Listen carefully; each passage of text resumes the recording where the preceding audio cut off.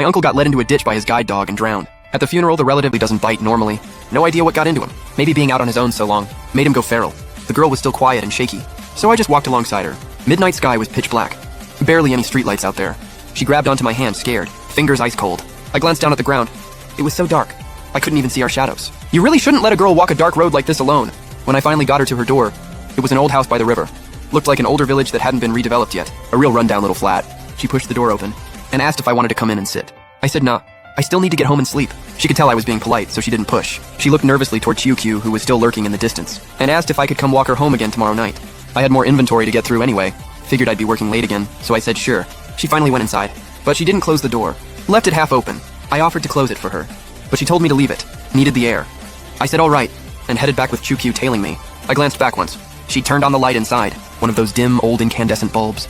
She was peeking out from behind the half-open door, watching us go. I knocked QQ lightly on the head and said, "Don't cause any more trouble." See how scared she is? She's been staring at you the whole time. Once she was gone, QQ calmed right down, circling around me, wagging his tail. I knew he wanted food. I sighed. Honestly, wasn't going to feed him. The whole blocking my path with his teeth thing didn't sit right with me. But looking at him with nobody else to feed him, I went soft again. Pulled out 2 sausages and gave him some. I told him not to bite anyone again. In this neighborhood, a dog that bites gets beaten to death. Period. I went home and crashed. The next morning on my way to work, I saw QQ back at his spot by the river, wagging his tail and sticking out his tongue at anyone who walked past. Nothing like the aggressive dog from the night before.